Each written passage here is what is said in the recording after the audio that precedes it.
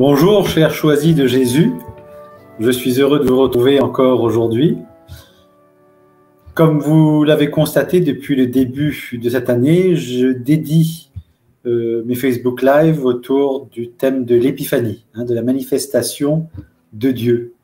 Une manifestation, Dieu qui veut se révéler à nous, soit par inspiration, soit au travers des autres personnes, soit au travers de situations, d'événements, etc. Donc aujourd'hui, je vous propose comme titre « Le courage de l'épiphanie ». Qu'est-ce que le courage? Eh bien, je vais peut-être commencer par vous parler de ce que le courage n'est pas. Le courage n'est pas la témérité. La témérité, vous le savez, c'est l'action inconsidérée, irréfléchie, inconsciente, imprudente, hasardeuse. Je me souviens de ces vacances au ski avec mes camarades d'études. Alors que nous skions, l'un d'eux s'est trouvé, à cause d'une inattention, sur le bas-côté du sentier, dans une pente raide, à quelques 15 mètres du sentier, en contrebas. Eh bien, sans réfléchir, je suis descendu à sa rencontre pour l'aider à remonter en demandant aux autres de s'organiser pour nous remonter. Était-ce du courage?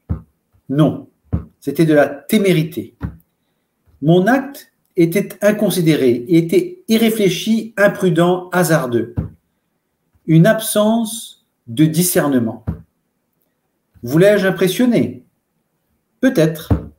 En vérité, j'avais à cette époque besoin de me sentir exister et d'être aimé. Cela a sans doute été la cause de cette témérité. Il n'y avait aucun courage dans cet acte. Le courage n'est pas non plus l'audace. L'audace, vous le savez, c'est une action difficile, risquée, dangereuse, périlleuse même. Bien, je me souviens de cette mission qui m'avait été confiée en 1998, ça fait longtemps. Le client avait envoyé une lettre incendiaire à mon patron et celui-ci avait jugé utile de me confier une mission où ce même client disait qu'il allait tout faire pour m'en dissuader.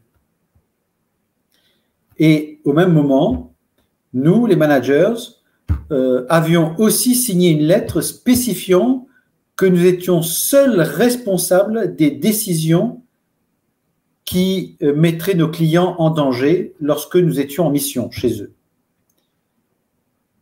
Et j'ai accepté le défi. Je l'ai réussi aussi, mais grâce à une équipe projet qui me faisait pleinement confiance. Était-ce du courage? De la témérité? Non, c'était de l'audace, car j'ai pris des risques au plan personnel et familial en acceptant ce défi, difficile et risqué, et au plan de la réputation du cabinet pour lequel je travaillais aussi. À cette époque, j'avais besoin de prouver que je valais quelque chose, qu'on pouvait me faire confiance. Cela a été la cause de mon audace. Il n'y avait là aussi aucun courage dans cet acte. Qu'est-ce que le courage alors? Ce n'est qu'en 2016 que j'ai découvert le courage en visionnant Brené Brown lors d'un TEDx. Le courage, disait-elle, enfin c'est un peu ce dont je me souviens, le courage est la capacité d'afficher sa vulnérabilité. En somme, d'accepter ses vulnérabilités et de les assumer devant les autres quand cela est rendu nécessaire. J'ai aussi, suite à ce TEDx, j'ai aussi pris conscience que le courage revêtait aussi d'autres dimensions. Je pense au courage des apôtres qui ont tout quitté pour suivre Jésus. Jésus leur offrait quelque chose qui rejoignait ce qui les habitait secrètement dans leur cœur. C'est-à-dire faire d'eux des pêcheurs d'hommes, guérir des malades, libérer des captifs, proclamer la bonne nouvelle. Il y a aussi le courage d'Isaïe qui reconnaît ses péchés, mais qui répond aussi à Dieu lorsque Dieu lui dit « Qui enverrai-je? Qui sera mon messager ?» Eh bien, Isaïe répond « Malgré le fait qu'il a dit un peu avant « Seigneur, je suis pécheur, éloigne-toi de moi », me voici, envoie-moi. » Il y a également le courage de saint Paul qui reconnaît l'avorton qu'il n'est pas digne d'être appelé apôtre pour avoir persécuté l'Église de Dieu. Il reconnaît faire ce qu'il fait parce que Dieu lui donne cette grâce.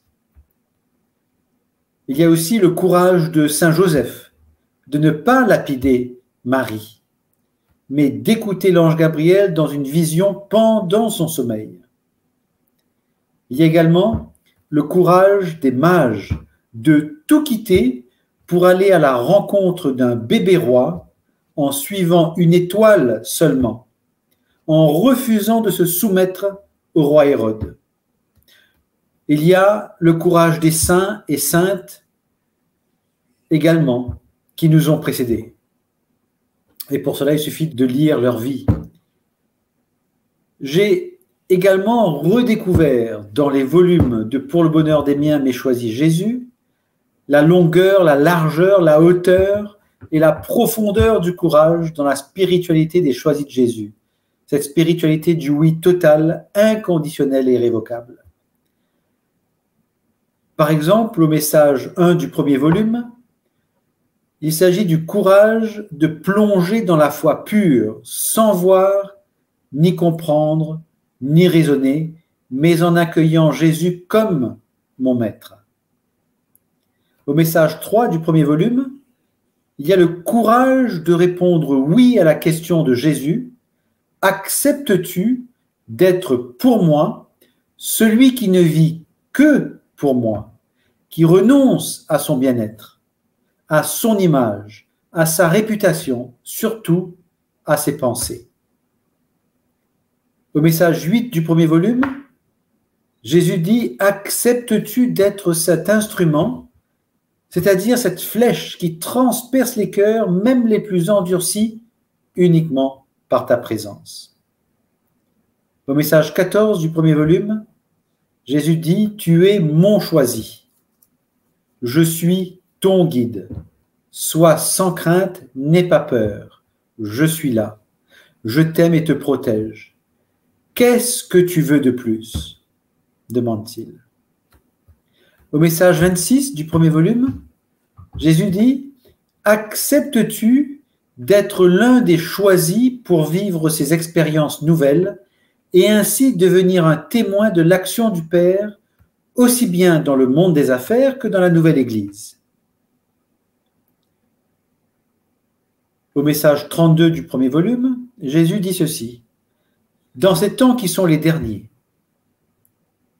j'ai un urgent besoin de gens qui acceptent de renoncer à eux-mêmes, à leurs propres désirs, à leur bien-être, à leur confort et même à leurs propres besoins, pour associer leur prière à la mienne, à celle de ma très sainte mère, des saints et saintes et des saints anges pour le grand combat qui se livre présentement.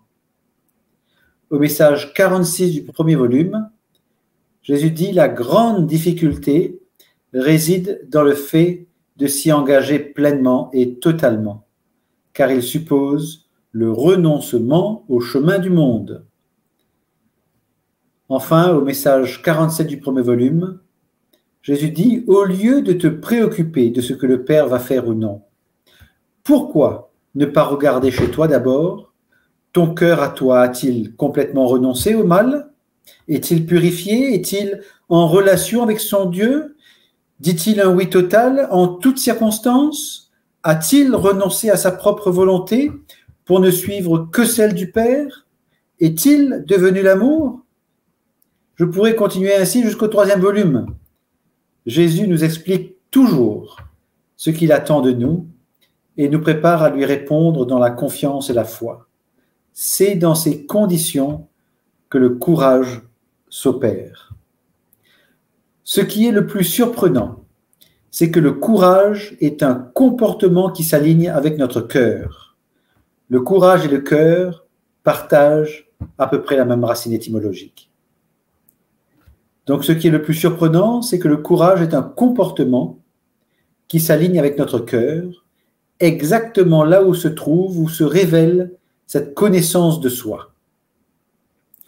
Le courage et le cœur sont alignés et toujours pour la gloire de Dieu et le bien des âmes. C'est pourquoi le courage est le moyen par lequel l'épiphanie se réalise. Dieu veut manifester quelque chose de lui-même en nous, autour de nous et à travers nous.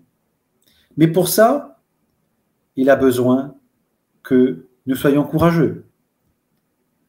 Je me souviens de cette Pentecôte, il y a quelques années de cela, où le prêtre de la paroisse me demandait d'animer une ADAP, vous savez, une assemblée dominicale en l'absence de prêtre, justement le dimanche de Pentecôte, car il officiait dans d'autres paroisses et il n'avait trouvé aucun prêtre de disponible.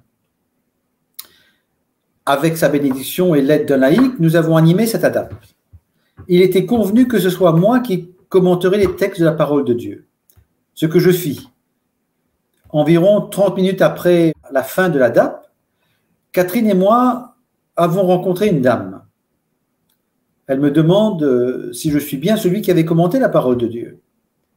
En acquiesçant, elle me dit que son mari et elle n'étaient pas venus à la messe depuis de longues années, mais qu'après m'avoir entendu dire ceci et cela dans le commentaire, ils avaient décidé de revenir régulièrement à la messe. On se quittait en louant le Seigneur, bien évidemment. Mais après son départ, Catherine me confirma que je n'avais jamais dit les paroles qu'elle me disait avoir entendues de ma bouche. Voyez-vous, l'Esprit Saint opère à travers nous à notre insu. Dieu avait profité de mon courage de m'exposer ainsi devant les personnes présentes dans cette église pleine, un jour de Pentecôte, pour toucher le cœur de ses enfants en leur faisant entendre ce que leur cœur avait besoin d'entendre pour revenir à lui.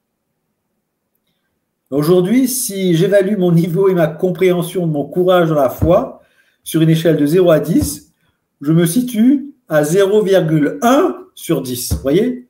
C'est très peu. Pourquoi? Eh bien, tout simplement parce que je découvre que le courage dans la foi se vit aussi dans mes souffrances, dans mes découragements, enfin, etc., qui sont en vérité des lieux de combat spirituel pour moi, par lesquels Dieu me purifie. Encore faut-il que j'ai le courage de les accepter, ces souffrances, ces découragements, ces tristesses, etc., ou mieux encore de les accueillir, même au plus fort du cyclone, de la tempête, dans mes pensées, en moi. Et je découvre aussi que ce sont dans ces épiphanies personnelles que nous expérimentons ce courage de l'épiphanie.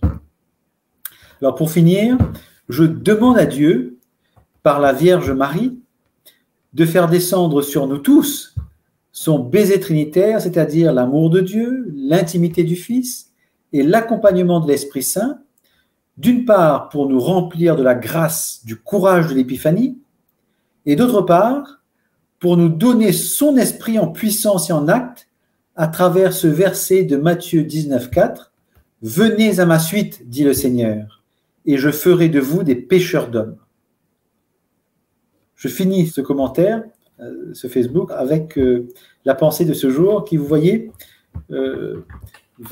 s'inscrit bien dans notre thématique. Petite perle précieuse, si tu savais ce que le Père réalise à travers toi dans l'invisible, à la suite de tes oui parfaits à sa volonté et de tes non aux pensées du monde, tu n'auras pas assez de l'éternité pour le remercier, le louer et lui rendre grâce. Voyez-vous, le Père, eh bien, il agit dans l'invisible, à notre insu, mais il a besoin de notre oui, de nos oui, à tout instant. C'est ça, le courage de lui donner nos oui, malgré ce que nous avons à vivre au jour le jour, et aussi malgré le fait qu'il passe à travers nous, à notre insu, dans l'invisible, pour toucher les autres. C'est une voie de l'humilité sans doute. Comme ça, on ne risque pas de se dire que c'est grâce à nous, si. Enfin voilà. J'espère que ce cours Facebook vous a éclairé un petit peu sur ce courage de l'épiphanie. Peut-être y a-t-il des commentaires. Alors, Nicole nous dit « Du courage, il nous en faut, car nous sommes tous pécheurs, nul n'est parfait. » Tout à fait. Merci Nicole. C'est le courage de se reconnaître petit, pécheur, faible, impuissant, rien, mais que Dieu est tout, lui, par contre. Et donc, de se tourner vers lui. C'est sans doute du courage, mais pas du courage seulement en se reconnaissant vis-à-vis de soi-même, mais également en acceptant de se reconnaître ainsi aux yeux des autres, de pouvoir l'afficher, de l'assumer. Merci. Caroline nous dit « Oui, les bourrasques intérieures et extérieures sont intenses, se serrer dans l'obéissance, la discipline de nos quotidiens, je trouve aide à rester dans la paix, dans la barque du Seigneur, dans la tempête. » Oui, tout à fait. C'est, je crois, en tout cas pour ma part, là où le courage m'est si difficile, c'est quand je suis effectivement dans ces bourrasques intérieures et extérieures, où je me sens fragilisé, déstabilisé, déplacé, où là, et je sens bien le désir de mon cœur de se tourner vers le Seigneur, et puis il y a ma tête qui me dit autre chose, ma volonté me dit autre chose. Et donc, c'est un peu ce courage de me dire, je me relèverai, quoi qu'il arrive, et je me tourne vers le Seigneur, quoi qu'il arrive, que j'ai pu chuter ou pas chuter, que j'ai péché, pas péché, c'est d'y aller. Et de me tourner vers le Seigneur, et de lui donner mon « mais oui » pour ce que je suis en train de vivre. Et c'est vrai que cette démarche, pour moi, m'aide beaucoup à retrouver la joie, la paix dans ces moments-là. Fabiola nous dit « Oui, Guy, parfois je me surprends dans des situations difficiles de trouver les mots exacts pour répondre et je réalise, ce ne sont pas mes mots, je me dis Seigneur, merci d'être là. » Oui, Fabiola, merci. C'est vrai que dès l'instant que nous nous tournons vers le Seigneur, il est surprenant de constater que le Seigneur vient à nous. Le fait de nous tourner vers lui, c'est comme si nous ouvrions la porte de notre cœur et lui, il est déjà là, il vient à nous. Et il nous suffit là d'être à son écoute, de pouvoir lui avouer ce que nous vivons, de prendre peut-être aussi également le temps de mieux se découvrir, de mieux se connaître à travers ce que nous vivons, ne pas avoir peur non plus de pleurer sur soi, parce que voilà, on se découvre ainsi, et tout de suite, de pouvoir s'engager, justement, comme je le disais tout à l'heure, s'engager à dire non, je me relève, parce que toi, Jésus, tu t'es relevé 3 fois sur ton chemin de croix, donc je me relève moi aussi, et comme toi, je me tourne aussi vers Dieu. Et puis, naturellement, je demande à Dieu de m'éclairer, de m'aider de manière plus spécifique sur ce que je suis amené à vivre. Voilà peut-être un exemple de démarche qui peut peut-être vous aider aussi. En tout cas, moi, ça m'aide. Christiane nous dit « Plonger dans la foi pure comme un abandon. Sans le courage, comment aller au large et le suivre? Mais c'est Jésus qui nous choisit par la grâce de son Père, de l'Esprit de notre Père. Merci Guy du Cap Île-Maurice. » Merci Christiane. Christiane fait partie de la CAP dans laquelle nous nous voyons chaque semaine. Merci Christiane. Et c'est vrai que le Père nous a choisis. Il nous faut aussi répondre à cet appel. Il m'a choisi, oui, comme il est mort pour moi, oui, maintenant il me faut me tourner vers lui, aller vers lui, et avoir ce courage de renoncer aux pensées de ce monde, de renoncer aussi à ce que ce monde, aux attractions de ce monde, aux attaches que ce monde nous propose. Voilà, peut-être qu'il y a là aussi quelques apprentissages en matière de courage pour nous tous d'ailleurs, je pense. Voilà. Willy nous dit « Le courage de l'abandon total, c'est ça que je trouve difficile, moi qui aime tout contrôler dans ma vie. » Merci Willy de nous partager cela. C'est vrai que nous vivons dans un monde où on nous apprend qu'il faut contrôler. C'est pour ça qu'on met des indicateurs en place. Il faut tout mesurer. Ce qui ne se mesure pas ne se manage pas. Donc, on est comme ça enfermé dans des habitudes des habitus, je dirais aussi, où il nous faut mettre en place un système de mesure, un système de contrôle, de vérification. Et du coup, sans s'en rendre compte, on fait la même chose dans nos propres vies. Et on ne se rend pas compte du biais dans lequel on s'inscrit vis-à-vis de Dieu. Et comme il devient ensuite difficile de lâcher prise, de faire confiance à Dieu. Je me suis tellement entraîné à me faire confiance à moi-même que je ne sais plus faire confiance aux autres. Ou difficilement. Ou après m'être rassuré, assuré même, que tous les critères sont là et là je peux donner ma confiance. Avec Dieu, c'est un peu difficile. Dieu nous demande de plonger d'abord, après nous comprendrons et nous ressentirons. Et c'est cela, ce courage auquel Dieu nous invite, un courage de la foi. Léandre parlait du regard de la foi plutôt que de mettre ses lunettes, retirer ses lunettes et mettre des lunettes de la foi. Voilà, donc pensez au courage de la foi. Ce courage, eh bien, Jésus vient à nous, tout simplement.